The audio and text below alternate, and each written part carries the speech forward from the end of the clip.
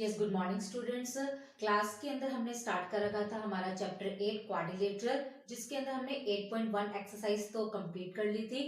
अब हम स्टार्ट करें इसकी एक्सरसाइज 8.2, जिसके अंदर थ्योरम आती है, वो है आपकी मिड पॉइंट थ्योरम। और ये थ्योरम बहुत ही ज्यादा इंपॉर्टेंट है।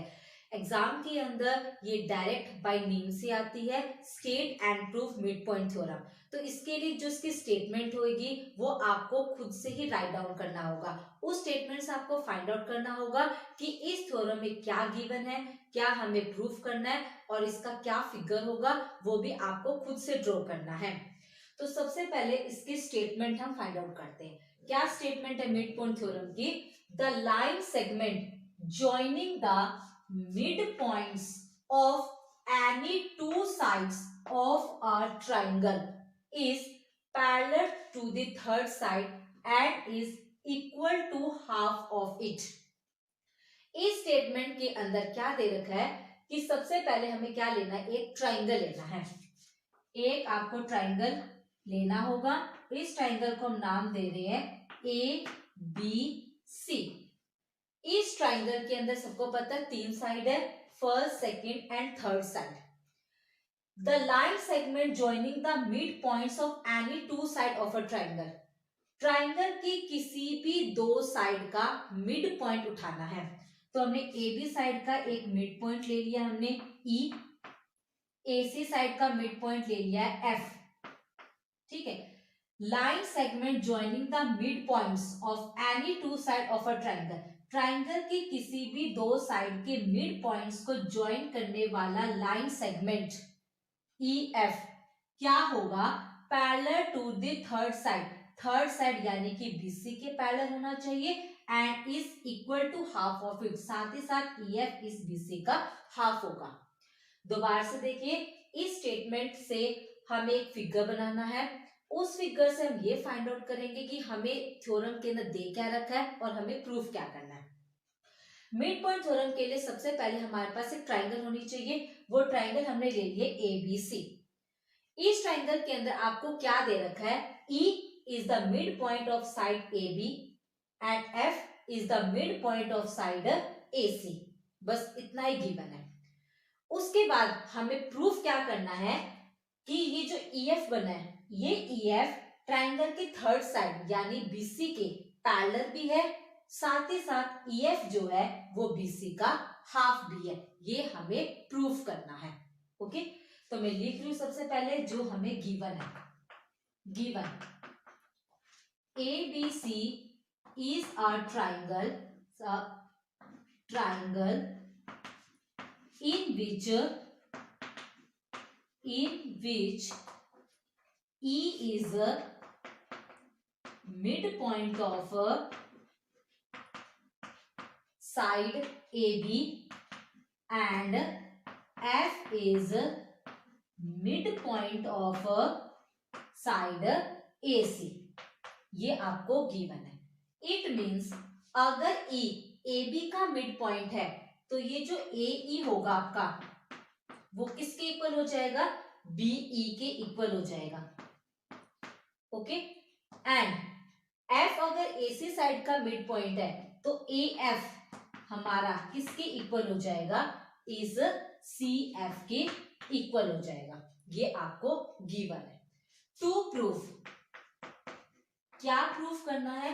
ये जो EF है वो क्या होगा? ट्राइंगल के third side which is BC, इस BC के पैरेलल भी है, साथ ही साथ EF BC का हाफ भी है। ये हमें प्रूफ करना है। तो इसको प्रूफ करने के लिए एक छोटी सी कंस्ट्रक्शन करनी पड़ेगी और यहां लिख लेंगे वो कंस्ट्रक्शन। क्या कंस्ट्रक्शन करेंगे इसके लिए? कंस्ट्रक्शन क्या करेंगे? ये जो पॉइंट F है, यहां से इस पॉइंट F को हम एक्सटेंड कर रहे हैं इस पॉइंट D तक। इस तरीके से एक्सटेंड कर रहे हैं, C और D को कर रहे हैं फिर ज्वाइन। ये जो CD लाइन है वो इस पूरे AB के पैरेलल होगा। ओके, हमने क्या किया है? Draw CD parallel to AB। EF को पॉइंट D तक एक्सटेंड किया, D और C को ज्वाइन किया। इस तरीके से ज्वाइन किया, ये जो CD लाइन है वो इस AB के क्या बन गया, पैरेलल बन गया। ठीक है, अब हमें जो प्रूफ करना उस पर फोकस करते हैं। प्रूफ में है EF BC के पैरेलल होना चाहिए, EF BC का हाफ होना चाहिए। ठीक है, तो इसके लिए हम क्या करेंगे, ये जो बन रहा है बीच में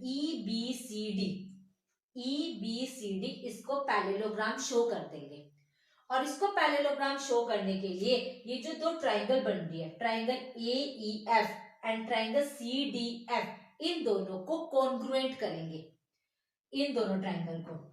जैसे ये दोनों ट्राइंगल कॉन्ग्रुएंट होएगी, ऑटोमेटिकली BCDE जो शेप बन रहा है ये एक पैरेललोग्राम बन जाएगा। और पैरेललोग्राम की तो अपोजिट साइड्स इक्वल भी होती है और पैरेलल भी होती है, जिसकी वजह से ED आपका BC के पैरेलल हो जाएगा। अगर ED BC के पैरेलल है तो EF भी किसके पैरेलल हो जाएगा, BC के पैरेलल हो जाएगा। एक काम तो प्रूव हो जाएगा हमारे पास कि EF हमारा BC के पैरेलल हो गया, और उसको हाफ भी वहीं से प्रूफ करेंगे। ओके, तो अब हम स्टार्ट कर रहे हैं इसका प्रूफ। प्रूफ के लिए इसको थोड़ा सा करते हैं अब हम रब।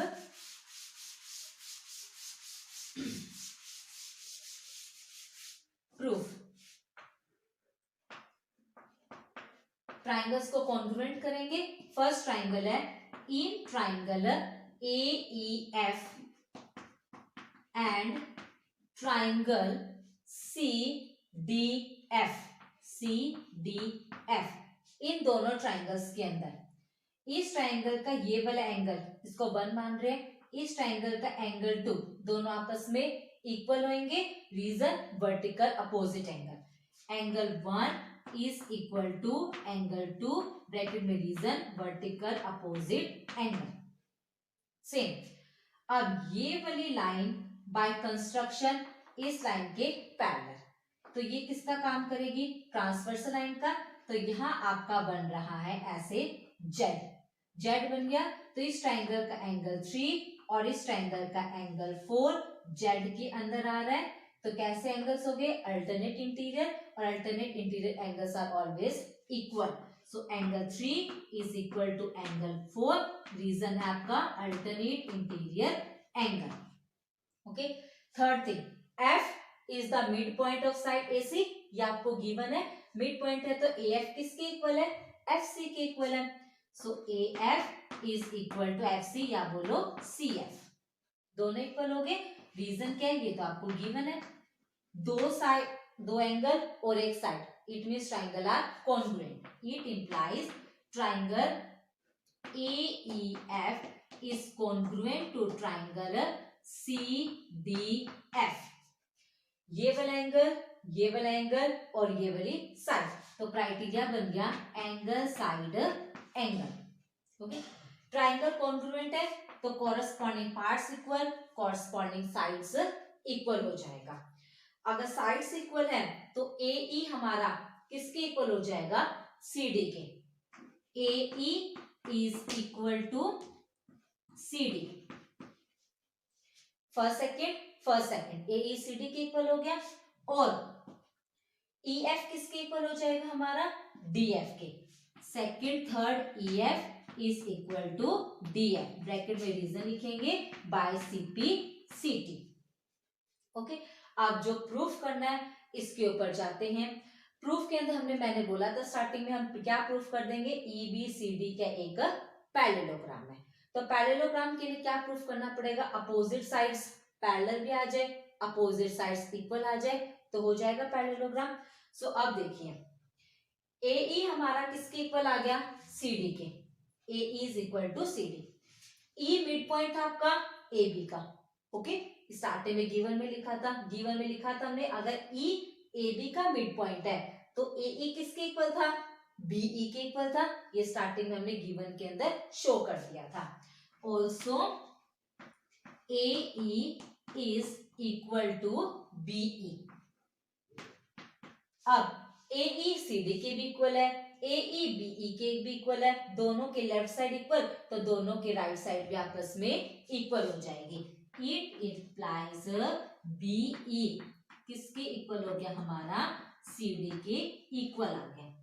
ये BE, ये CD, अपोजिट साइड क्या आ गई आपकी, इक्वल आ गई है। ठीक है, एक पेयर अपोजिट साइड का इक्वल आ गया। आप और एक को हम अगर इसी को पैरेलल प्रूफ कर दे तो काम बन जाएगा। कंस्ट्रक्शन क्या था हमने, कंस्ट्रक्शन में क्या लिखा था, CD AB के पैरेलल है, also CD is parallel to AB। अगर ये CD इस पूरे AB के पैरेलल है तो ये CD इस BE के भी तो पैरेलल होगा।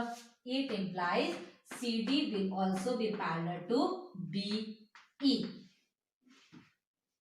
यस स्टूडेंट, आप इन दोनों इक्वेशन से देखिए, from first and from second, BE equal CD from first, second BE parallel CD।